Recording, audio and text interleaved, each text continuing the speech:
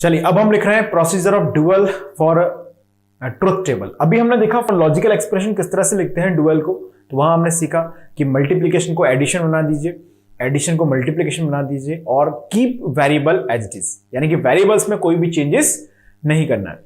अब हम बात कर रहे हैं फॉर ट्रुथ टेबल, यानी कि प्रोसीजर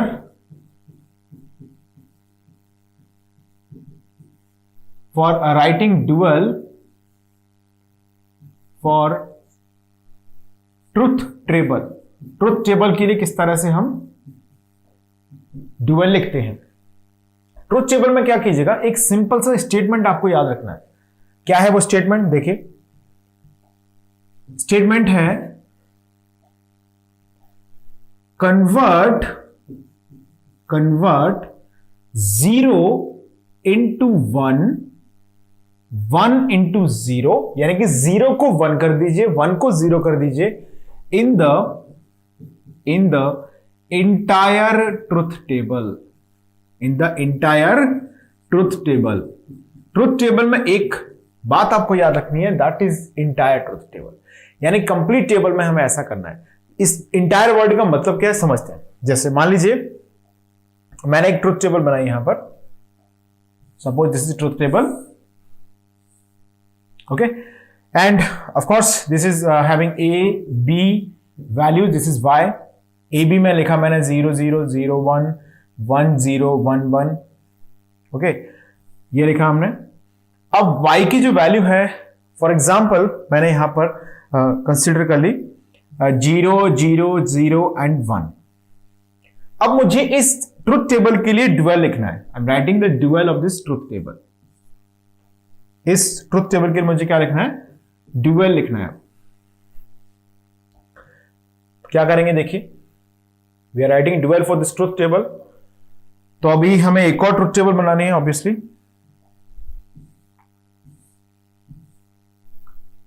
ओके, और यहां पर ये आया a b y। स्टेटमेंट क्या बोला था मैंने, in the entire truth table convert 0 into 1 1 into 0। Entire का मतलब है इनपुट साइड पे भी और आउटपुट साइड में भी, यानी कि a इक्वल टू 0 0 0 हो जाएगा यहां पर 1 1, ये 0 हो जाएगा 1 0 1 हो जाएगा यहां पर 1 0, ये 0 हो जाएगा 1, यानी कि जहां भी यहां पर 0 दिख रहा है उसको हम कन्वर्ट कर देंगे इन द 1। जो भी 0 दिख रहा है उसको क्या कर देंगे आप 1, तो 0 1 हो जाएगा यहां पर, अब 1 0 हो जाएगा 0 1, ये 1 1 हो जाएगा यहां पर 0 0 और 1 हो जाएगा यहां पर 0। This is the representation of our next truth table which is defining the dual for the original one, यानी कि इस टेबल का ये क्या डिफाइन कर रहा है, ये डुअल डिफाइन कर रहा है। So in the dual writing for truth table it's very easy concept. कुछ मत करो, 0 को 1 कर दो, 1 को 0 कर दो, इतनी बात समझ में आ गई। एक्सप्रेशंस के वाइज अगर हम देखें तो ये एक्सप्रेशन है किसका, ये एक्सप्रेशन है y equal to a plus b का, बिल्कुल सही बात है। y इक्वल टू क्या है, ये a प्लस b है।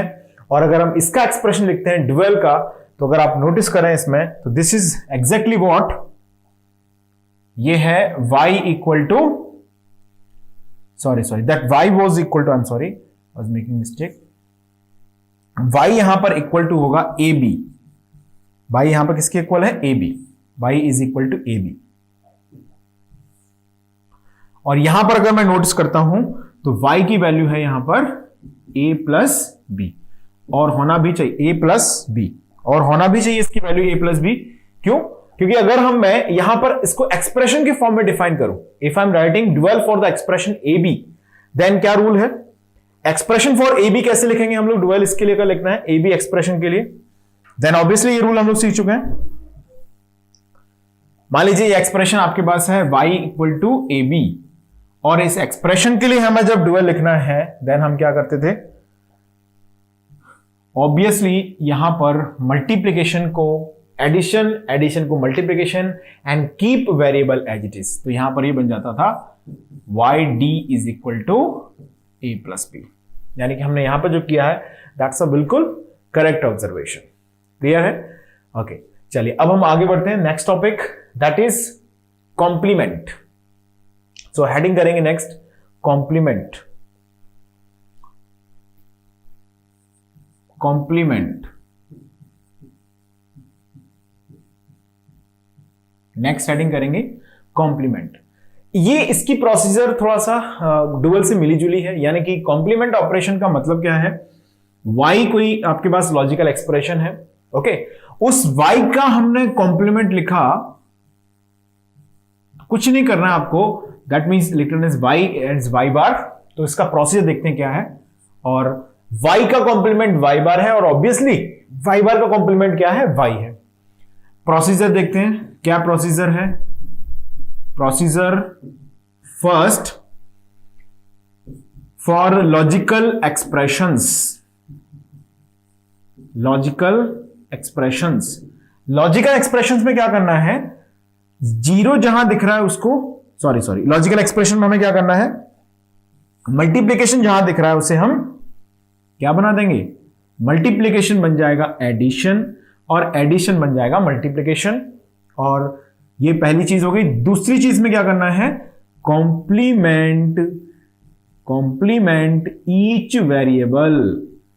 जैसे वहां पर मैं बोल रहा था, जब हम डुअल लिख रहे थे तो मैंने बोला था keep variable as it is, यहां पर हमें बोलना है complement each variable.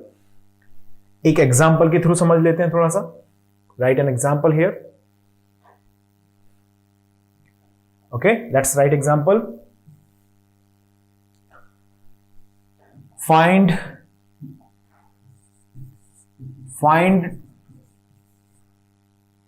y bar for the given logical expression. तो y इज इक्वल टू दे दिया गया आपको ये a bar B C plus A B C bar plus A B C, this is y, okay. अब हम इसके लिए कॉम्प्लीमेंट लिखते हैं तो इसको ऐसे y बार लिखते हैं, कई बार इसे y डैश भी लिख देते हैं, है ना, दोनों का मतलब एक ही है। तो चलिए क्या करना है, मल्टीप्लीकेशन जहां दिखे उसे एडिशन बना दें, एडिशन दिखे तो मल्टीप्लीकेशन बना दें, और ईच वेरिएबल को क्या कर दें, complement.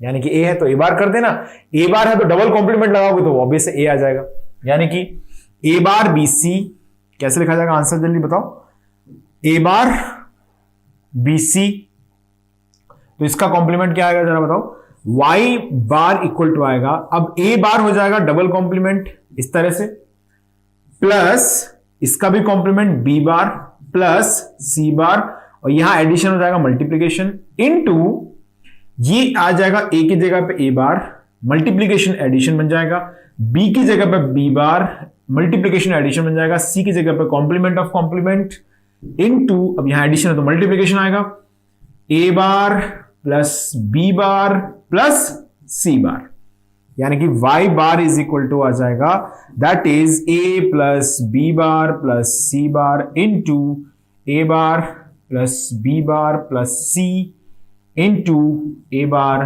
Plus b bar plus c bar. This is the complement of y। ये यहां पर हमने कॉम्प्लीमेंट इसका लिख लिया है, क्लियर है। That is for logical expression, किस तरह से हम उसका कॉम्प्लीमेंट रिप्रेजेंटेशन करते हैं, ओके। चलिए अब हम बात करते हैं एक क्वेश्चन की। सो राइट अ क्वेश्चन। चलिए क्वेश्चन पढ़ते हैं। A logic circuit have 3 input, logic circuit have 3 inputs A, B, C and D, and output is Y. Output is Y. Logic output is Y. Output Y is logic 1 when majority number of inputs are logic 1. When majority number of inputs are logic 1. Minimize the expression for output Y. Question समझ में आ गया? यानी कि बोला गया है कि logic circuit में 3 इनपुट्स हैं, A B C D, sorry 4 input हैं, ए बी सी डी, और आउटपुट है y। आउटपुट y की वैल्यू लॉजिक 1 कब है, जब मेजॉरिटी नंबर ऑफ इनपुट्स क्या है, लॉजिक 1 है। तो आपको बताना है एक्सप्रेशन फॉर आउटपुट y। चलिए स्क्रीन को रोकेंगे और सब लोग इस क्वेश्चन को ट्राई करेंगे। चलिए मैं सॉल्व करता हूं इसे। अब आप लोगों ने सबने सॉल्व कर लिया होगा। Let's match your answers. देखिए सबसे पहले हमें इसमें जरूरत है 4 वेरिएबल्स के लिए ट्रुथ टेबल बनाने की। 3 inputs, I am sorry we are making mistake here, 3 inputs are there. तो यहां पे ए बी एंड सी लिखना चाहिए मुझे, ए बी सी है, and output is y. Okay 3 inputs are there, let's make it correct. 3 inputs हैं, तो सबसे पहले हम यहां पर बनाएंगे इसके लिए ट्रुथ टेबल। ये बन गई truth table. 3 inputs having 8 different possibilities, A, B, C.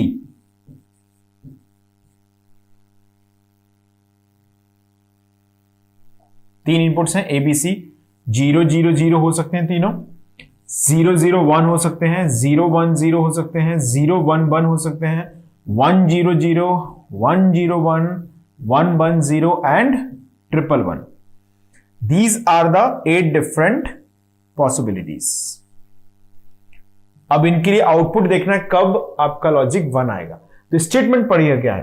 Statement बोला आउटपुट y लॉजिक 1 कब होगा, when majority number of inputs are logic 1। यानी कि 3 में से मेजॉरिटी का मतलब क्या है, 3 में से 2 इनपुट लॉजिक 1 हो जाए, तीनों के तीनों इनपुट लॉजिक 1 हो जाए। यही बात का मतलब है majority number of inputs are logic 1। यानी कि इसमें तीनों 0 है, मतलब मेजॉरिटी क्या कह रही है कि मेजॉरिटी 0 की है। 0, 0, 1 में मेजॉरिटी किसकी है, 0 की है। 0, 0, 0, 1, 0 में मेजॉरिटी किसकी है, 0 की है। 0, 1, 1 में मेजॉरिटी नंबर किसके हैं, 1 के हैं, तो 1।